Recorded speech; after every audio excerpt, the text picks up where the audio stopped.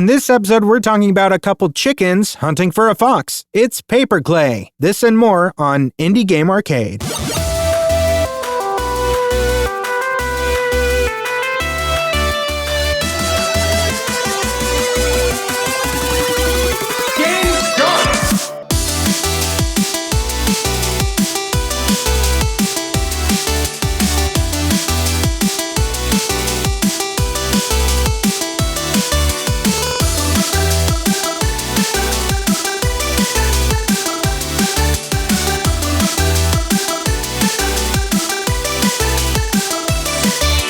Welcome everyone to Indie Game Arcade, a podcast that deep dives into the latest and greatest indie games. My name is Chris. I'm Joseph. When is the last time, Joseph, that you saw a chicken crossing the road? Probably when I was in Hawaii. Oh, yeah, which was that's true. A few years ago. Yeah. Yeah, that's true. You know what? When we were there last, when were we there? We were there just a few months back. Yeah, I saw plenty of chickens crossing the road. Yeah, so that's not an exaggeration. There are a lot of wild, or at least there's a lot of them, chickens and roosters out there. Yeah, that's how my daughter learned about like the sounds that they make, because there was this rooster that was we were staying with my wife's grandma, and there's this one rooster outside that house that was constantly walking around and cock-a-doodle-doodling. And that was the first time my daughter had ever seen one. So she was having a blast with it. Was she mimicking it? Oh, yeah. And she still does it to this day. Like, That's if she sees one, she'll make the noise that she learned directly. That's how she wakes you up in the morning. She learned it directly from the source. But now I know why they crossed the road. It's because they got to get those eggs back, Joseph, because that pirate fox on his airship stole the eggs, and we got to get those eggs back. A pirate fox on an airship. That reminds me of Tailspin. Yeah, it might. What was that guy's name? Don Carnage or something like that? Something like that, I think. You know what I'm talking about. Somebody knows what I'm talking about. I do. But I don't know the name because I didn't watch it that much. But I do know the show. It was Don Carnage. All right. Yeah. Continue. There we go. Congratulations. Game start! So PaperKlay was released May 27th, 2025, developed and published by YKev. This was a solo developer. Retails for just $14.99. This is a 3D platformer collectathon style game set in a handcrafted world made of cardboard, paper, and clay. So you play as Chick, who is a chicken, I would say like an adolescent, maybe young kind of chicken. And he has a sidekick who is like a little yellow chicken thing named Nugget, which is adorable. So Chick and Nugget is Chick and Nugget. That's great.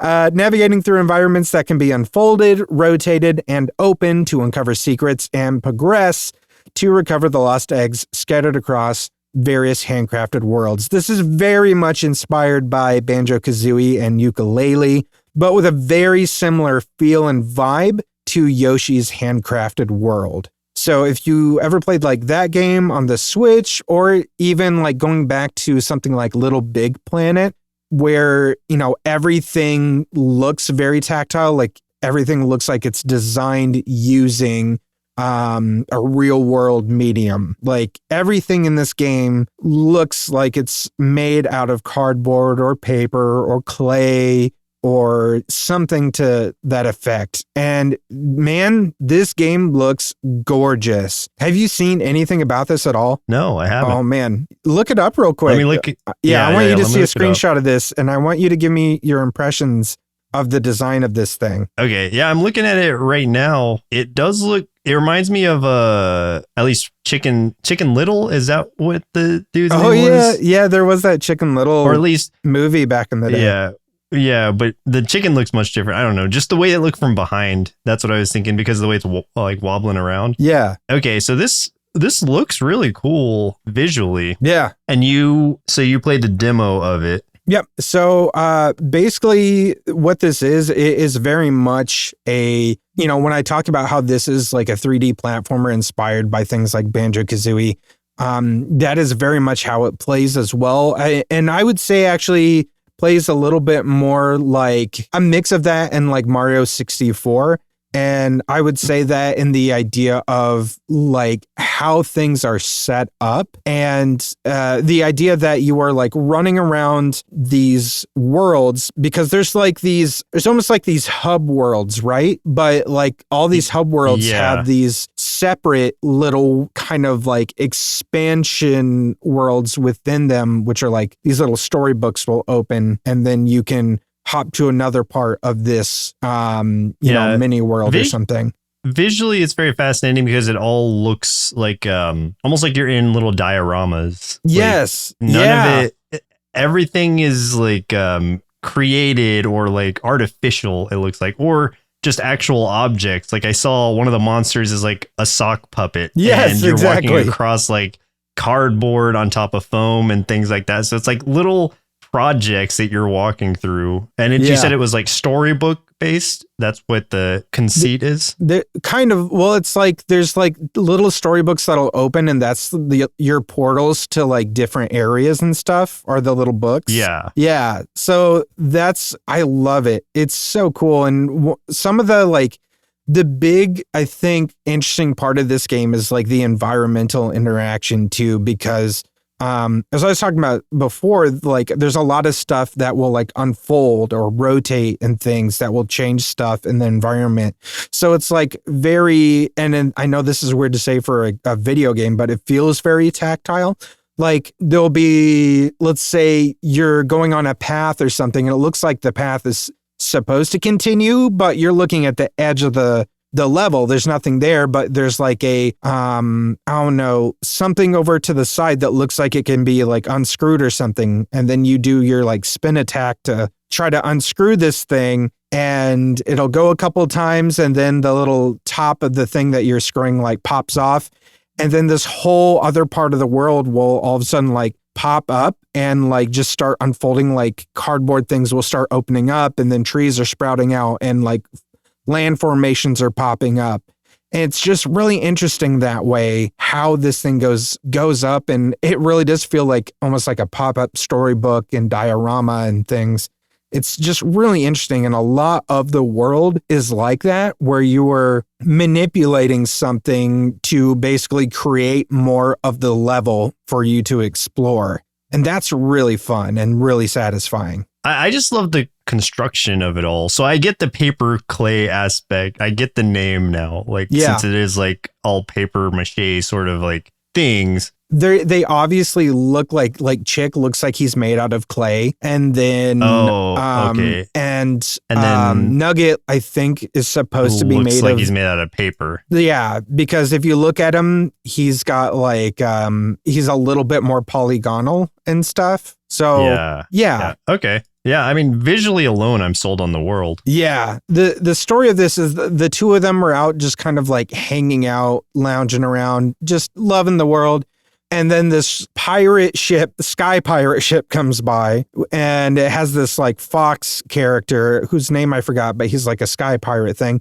And he has stolen all of the eggs of this world. And I don't remember the significance of the eggs, but our protagonists are chickens. Eggs are good, I guess. And he's like stolen them all, and he's going off. So Chick and Nugget are like, hey, we should get those eggs back. So they're following the trail of this ship through the world. And that's what you're trying to do, is trying to get the eggs back and stuff. So you're kind of running into like a bunch of like NPC characters and stuff along the way who, and you can talk to them. This is the other thing. This game is fully voice acted. Every single character has a voice. Oh, nice. And you're like kind of talking to them and saying like, hey, did you see this ship? Have you seen any eggs? And they might give you some hints as to where to go, or, they might say like, hey, I need your help with something. And they'll give you like a little quest of something to do. Like, I lost my guitar. Can you find it? I will give you a reward. So it's like stuff like that. So you're doing like different fetch quests and other things to get like some of the eggs, to get coins, there's like these glowing orbs and stuff that are usually hidden behind puzzles.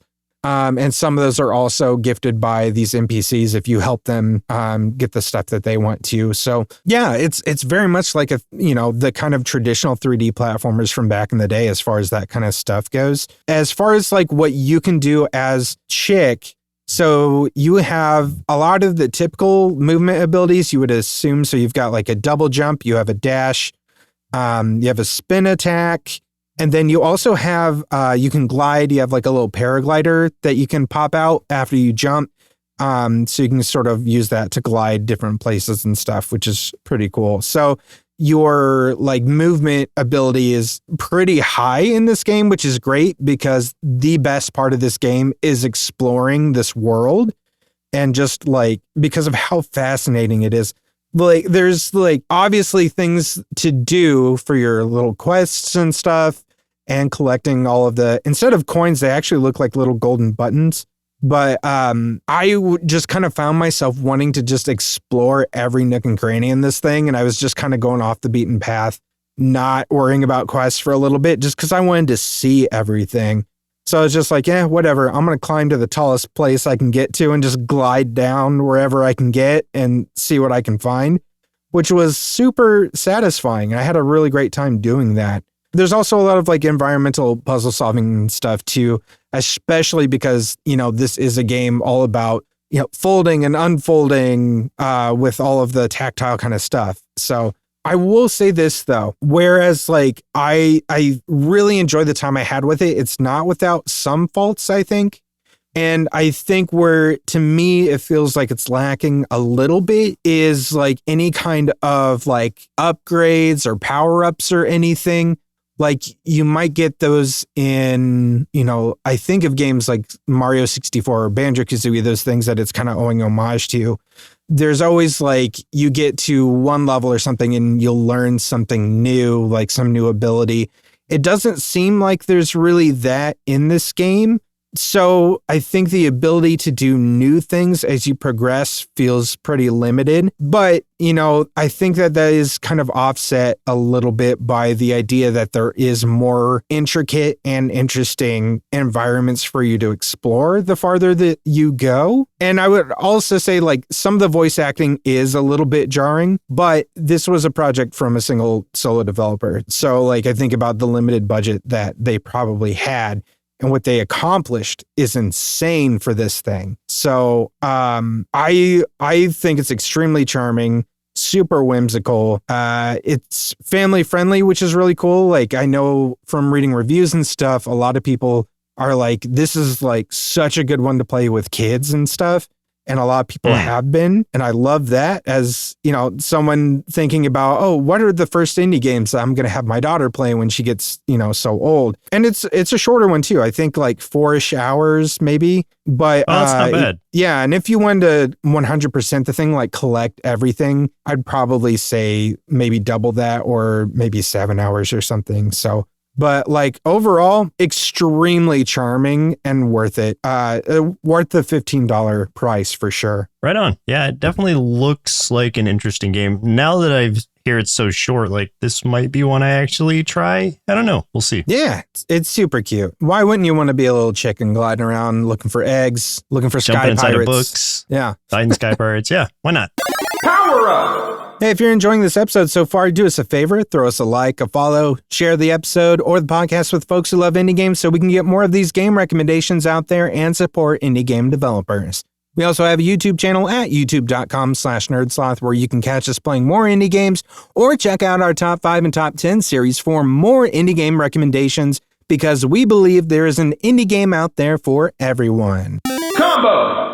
Let's talk about other indie games we've been playing this week. One that I have been playing is Debugging Hero, which released on May 30th, 2025, developed by Team, well, I'm not sure how you're supposed to say this, Team Etu or Team ETTU, one of those.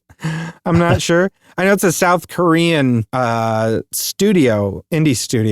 But this is a roguelite action-adventure game where you play as a young woman named Kirara, which took me forever to try to figure out how to say that right, who desperately wants to be a hero and slay the demon lord, so she goes to seek out the legendary holy sword that no one has been able to pull out of the stone, and she just pulls it out immediately. Of course. Turns out this sword is the sentient debugging sword that can speak to her and then grants her the ability to manipulate the health, power, and abilities of anyone around her using variable cards. So specifically for you, Joseph, because you really enjoyed Diceomancer, this is essentially an action RPG Diceomancer with little chibi sprites. And then whenever you have like dialogue moments and stuff like that, you get these larger illustrations for every character that kind of remind me of the artwork you'd see in like the Shantae series. They're all like super, super cute and really cool looking characters. But like you would get into, let's say, you move into a zone that has like some enemies or something like that. So you hold your sword up by pressing R, and then you will have access to your variable cards, which some of them they'll be a little different. Like some will be subtraction cards, some will be addition cards, and some will be multiplier cards. And it'll have like different numbers on it. And then you're choosing, okay, well, what do I want to do with what? The multiplier cards are much more rare. The addition and subtraction ones are usually what you're going to get. So it's like, okay, I have let's say a subtract 47 and a subtract 32. And you have like 4 enemies over here that are going to do like 60 damage. Like 2 of them are going to do 60 damage when they hit you. And it's kind of like, okay, whose like attack do I want to bring down? Or do you want to take their health down and try to just, go and take them out like really fast? You can also like mess with I think it's their attack speed, I think is the other stat that you can manipulate with them. And then you can also manipulate your own too. If you have like an addition card or something, you can boost your health or your attack or your speed. So it's like really interesting the things that you can do with it. I feel like the combat is slightly clunky as far as like trying to be able to face your attackers because you can't really attack diagonal, which I'm not a huge fan of, but it's not too bad. I think it's really fun. I like the story of it a lot. I love the mechanic idea, especially after playing Diceomancer. I was kind of like, I wish more games would do something like that. Lo and behold, here we go. Yeah, it looks great. It's a lot of fun. It's got some really funny moments in it too, especially because the sword, who is sentient, is extremely shy around women. So every time you run into another female character, the sword gets all bashful and stutters over his words and everything. So that's kind of funny. But yeah, I think it's a really interesting game. I'm a little back and forth on this one. I love the way it looks. And it looks like it's only mouse and keyboard, which is like, yeah, it's tough for me because I just love using controllers so much. Not to say that that's a deal breaker at all, but I don't know. Does it have a demo? It doesn't. I don't know. I might try this one, but I'm not like super drawn to it. Yeah. Conceptually seems interesting though. It is interesting. I think with you having liked Diceomancer as much as you did, I think you would get something out of this. Is it a game that I think you would fall in love with? I'm not entirely sure, but I think you would find some interest in the mechanics as far as that stuff goes. So yeah, I think mechanically there's a draw to it. Yeah. I'll put it on my wish list and wait for maybe a deeper sale. Yeah. TBD. Yep. At the moment, it is retails for $9.99. Since it just released, it's got the standard like 10% off right now. So $8.99. Very under the radar. It's like 35 reviews right now. So like super hidden gem right here. But yeah. And all the reviews are like Korean. So yeah. I translated a few just so I could figure out what they were, what people were saying about it. But even the positive ones are like, it's like accomplishing something, but it feels more like a strategic action game than a true roguelike. And so that's where I'm like, okay, I don't know. I'm back and forth. It's more of like a roguelite, I would say, than calling it a roguelike. I know roguelike is the tags it has, but it's definitely more of a roguelite experience if you want to split hairs. That kind of stuff is always kind of tough to really define. Exactly. But I think it's worth checking out if you ever get the opportunity, like if you want to wait for a sale or something like that. I think it's interesting enough to check out at some point. Cool. Yeah, and I might. Yeah. Yeah, I do want to bring up one that you brought up last time just to talk about it a little bit more and go into a little bit more detail on my experience with Kabuto Park, Woo! Which is that beetle or bug catching cozy battle game, Yeah. I guess. It's interesting in that you are on summer vacation. It's the month of August is like the timeline of this game. Like you are going through, you're going around. First of all, like the art is just like so like cute. It is such a I like fell in love with it visually just immediately.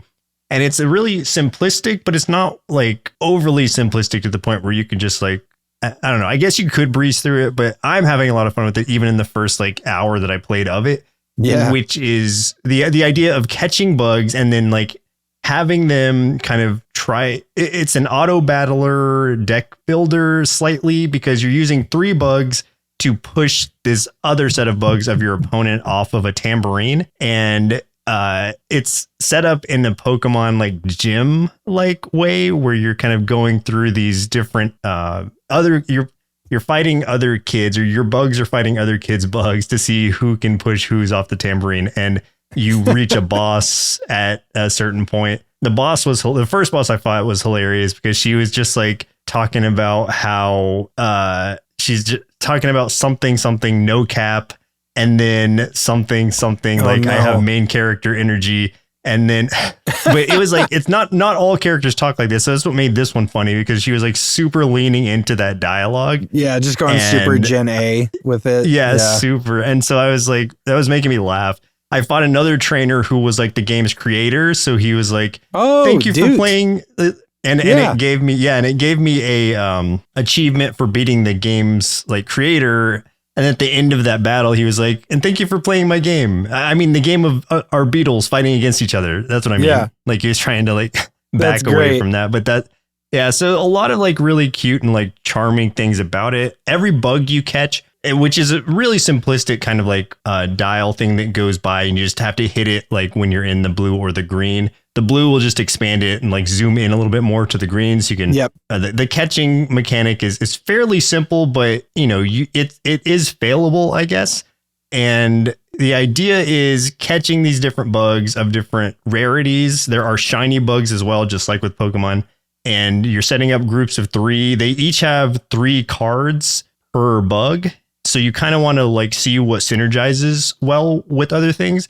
One of the fun ones I set up in the short time I'd been playing was a little bee group. So I just had 3 bees in one group because they have a card that like the more bees, or like it's a card that gives you an amount of energy equal to the amount of bees that you have. So I was getting like 9 energy every time I would use that card, which energy is what you use to actually use the cards. Pay for the cards. Yeah. And that charges over time. And it's just having those like recharge that so quickly and then use their little wind attack to kind of slowly push things off the edge. It was just really satisfying seeing, even with such a cute and cozy little game, some actual like tactics that you can kind of engage with. So I think it's a relatively short game, if I remember right, like something like 2 to 4 hours is what the short proposed time was. But I've just been really satisfied with the time I've played it. And again, this is like a sub $5 game, so totally worth your attention. Even if like you're not into cozy or casual games, this one I guess scratches a nice itch of like a little bit from the cozy side, but also some tactical stuff to it. And with it being such a short game, like I will probably just finish it today and then just have it shelved away and be like, yeah, I enjoyed my time with that game. Heck yeah. It's definitely one that, because it's short, I feel like it would be an easy one to 100% over the span of a few days or something like that, which I think would be a lot of fun. Like I might try to do that with this one. We'll see. I would say I'm usually not a 100%er, but there's like certain games that I really like to try to do that with. And I think this would be a fun one to try it with. But yeah, it's so charming. I'm glad that you're enjoying your time with it too, because I really loved it. And the developer loved my playthrough, the demo of it. Nice. Yeah. So Thank you, dude. I appreciate your appreciation of me appreciating your game.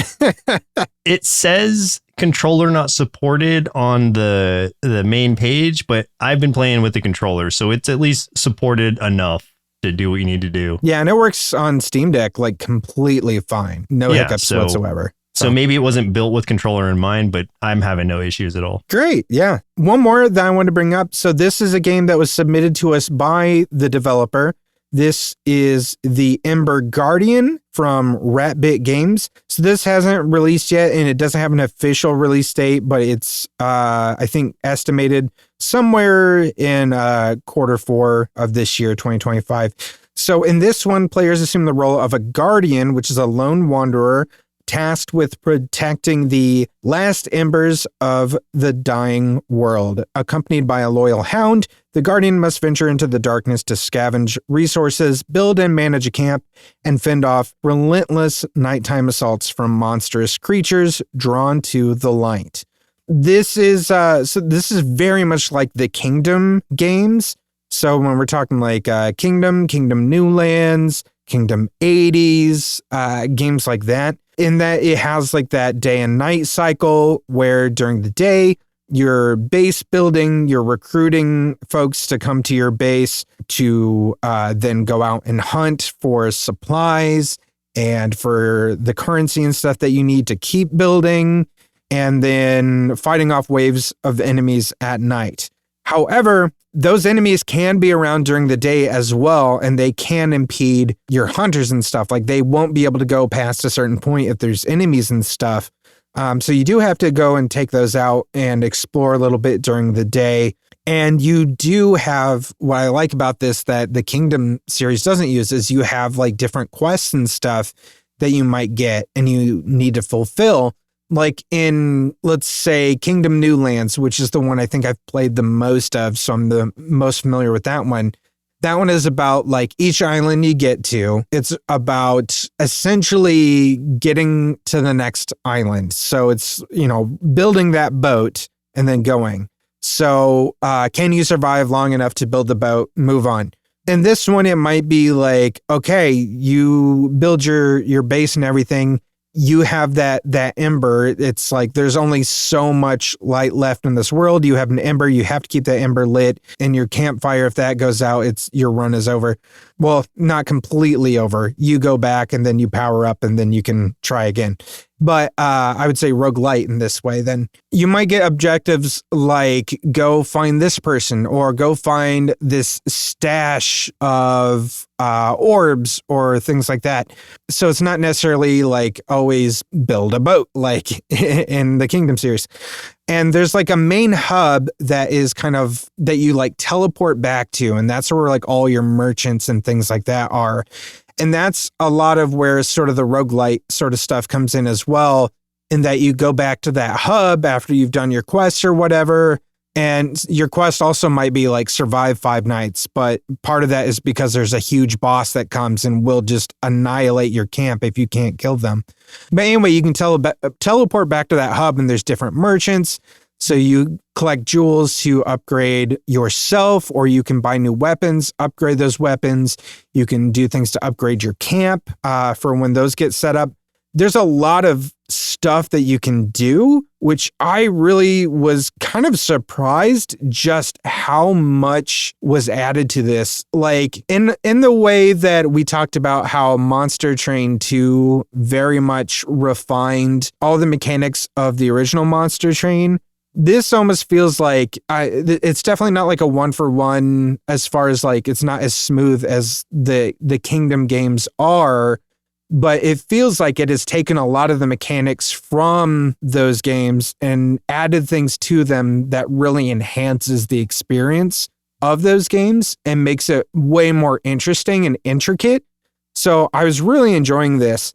I would say there's one thing that I did not like about it, which is the reloading mechanic, because you're using guns and stuff like that, feels very clunky and cumbersome. So like you have to sort of like attach a new thing of like ammo. using like your R key, and then you also have to like load the clip or load the bullets from the clip into the gun, doing R again. And like for whatever reason, sometimes it just seems like it didn't quite work. And I felt like I was out of ammo constantly. So like that felt a little clunky in some aspects. However, the overall experience was really, really cool. And I was really impressed. It was a lot more than I expected it to be. So if you like the Kingdom style of games, like the tower defense with that day-night cycle, and always wished that it was had more of the roguelite elements in that you could do more upgrades and stuff, I think this will be it. I think this is for you. So give it a shot. Go wish list it, The Ember Guardian by Ratbit Games. I just did. Wish list it. All right. Yeah, there you go. It looks, I mean, the art style looks one-to-one a lot like those games as well, which is really cool too. Yeah, like if someone told me like, hey, the Kingdom team is making a more roguelike centric game, and they showed me this, be like, okay, yeah, that looks like something they'd make. Yeah, but yeah, cool isn't that interesting? This creator or this development team like took inspiration from that and is evolving it in a different way. Yeah. I love it. I think that is such a cool idea. I love when people take things like that and they're like, you know what? I love this thing for what it is. I want to put my spin on it. That is what makes indie games great, is like that's where the innovation goes. So huge kudos to Ratbit Games for doing this. Unlike a lot of like AAA games that are just like repeating the same thing without taking risk. Exactly. And that's where the problem always is because, you know, AAA has to make money. So right. Here it's about creativity. Yeah. Final round. Let's talk about some upcoming indie games we're excited about. I have two that I wanted to bring up real quick. This is, first one is The Alters. That one comes out on June 13th. This is about a solo survivor on a space mission that goes wrong. And he starts like cloning himself to take on different tasks in order to survive. But like he also has to deal with a lot of like moral problems that arise as well with like now he has all these clones of himself and he's trying to order them around. Like it reminds me a little bit of the movie Moon, if you ever saw that. Oh, yeah, yeah. With the Kieran Gilliam? No, what is that guy's name? Oh man, now it's gonna drive me nuts. No, he was in Iron Man 2. Oh, I'm thinking of Sunshine is the movie I was thinking of. Oh, okay. Sam Rockwell is the one you're talking about. Yeah. Yes. It reminds me of Moon a little bit, except in this case, the guy knows about the clone and like right away because he's the one making them. But it causes some problems and stuff. And I think it's a bit of a base builder and survival sort of game, but with a lot of moral complications and other things that will arise.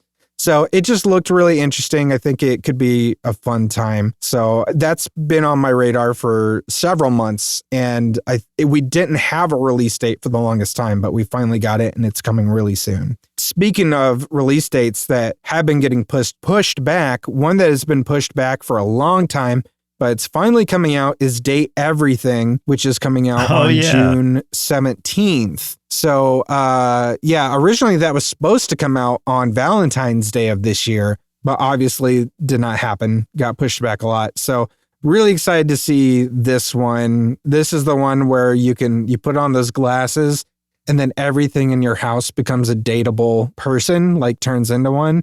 And like the voice cast for this game is insane. Like they are hiring some legit big names on this thing. Like I even know that there's a D20 die that comes alive and you could date, and it's voiced by Matt Mercer from Critical Role. Of course. Of course. How awesome is that? Oh man. That's great. I'm so excited. I'm excited about this one. Like I haven't played a dating sim in a while, even though what is it? Monster Prom 4 just came out. 4 came out and I bought it, but I haven't played it yet. It's great. The one I want to bring up is a very indie of an indie game. It looks like, I don't know that it's going to get a lot of attention, but I think it should. Maybe. I haven't played it obviously because it's not out yet, but I'm so intrigued by the concept of it that I'm going to at least give it a shot.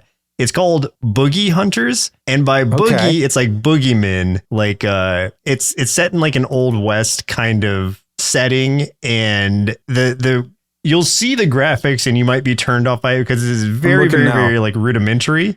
Yeah. Oh yeah. But conceptually, so it's a deck builder roguelike, but instead of like cards, you have a revolver with 3 like they can fit 3 bullets in it, and the bullets are your cards. So you're drawing your bullets, and then you're putting those into your barrel, and then you're firing your barrel off, and that is and all those bullets have like different sort of like abilities to them, like cards would, and then just firing the bullets at these creatures that you're hunting around the world, like things like the Jersey Devil or things like that, or just you're literally traveling around the entire world. So you're hunting different sort of like mythological creatures, and I just am really intrigued by the idea of it, and the gameplay conceptually I think is super interesting.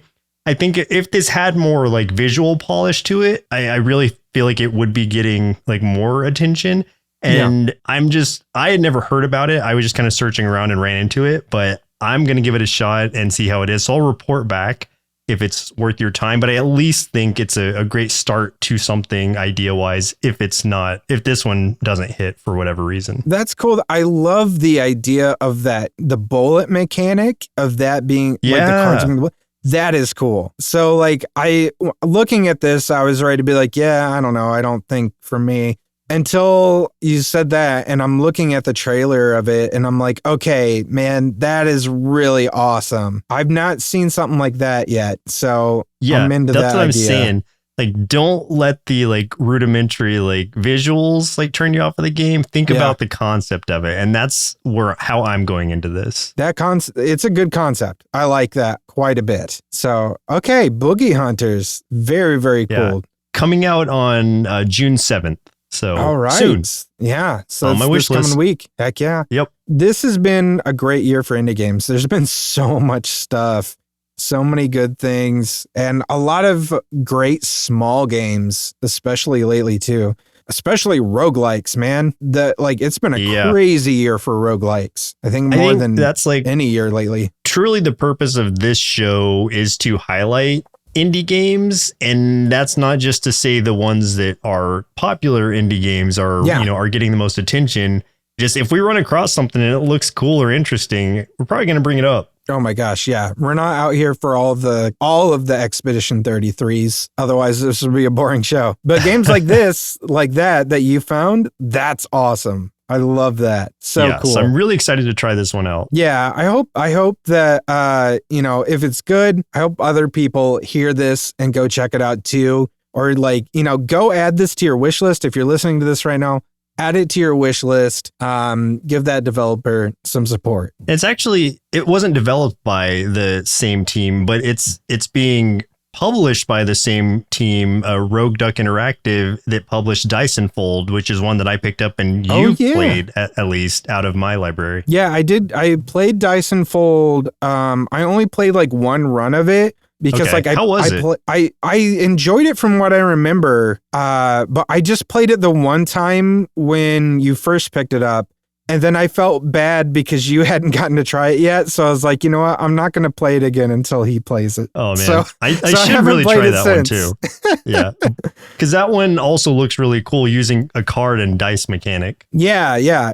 From what I remember, it was really fun. I enjoyed the mechanic of it, which was like adding the different die you roll and like you're kind of filling it up on the side, which almost in a weird way feels almost like a slight Yahtzee style mechanic in a way, which is interesting. What was that game that publisher or developer sent us to try out that had a similar style to it? Do you remember? Because it was using dice and those would be slotted into cards. Yes. I really liked that one too. Yeah. But I don't think that one's out yet officially, is it? Dice Legends. That's what it was. Dice Legends. It's Dice Legends. Yes, Dice Legends. That only took us like 10 years.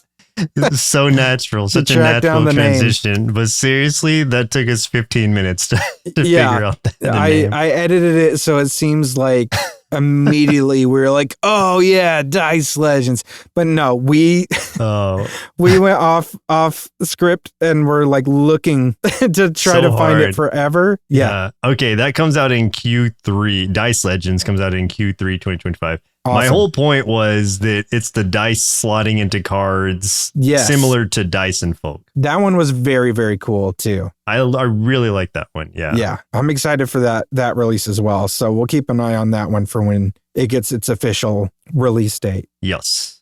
Game over. If you had a good time listening to this episode, stick around for the bumper to learn how you can help support the show and all the things we do at Sloth Creative. You can also check the show notes for our link tree, which will take you to our social media, Discord, subreddit, merch store, all those places. Get in touch with us, though. Let us know what indie games you're playing and help us elevate these games so we can help support indie devs. But that's game over for us. My name is Chris. I'm Joseph. And we'll continue on the next episode. Continue. Indie Game Arcade is recorded and produced by Sloth Creative. If you're looking for more gaming content, head over to youtube.com/nerdsloth for indie game let's plays and recommendations. If you'd like to support the show, head over to patreon.com/nerdsloth, where you can select a pledge and receive access to hundreds of hours of bonus content from everything at Sloth Creative. If you're an indie game developer and would like us to review your game or explore other opportunities, send an email to nerdslothcreative@gmail.com with the subject line Indie Game Arcade. Thanks for listening, and keep supporting indie game devs.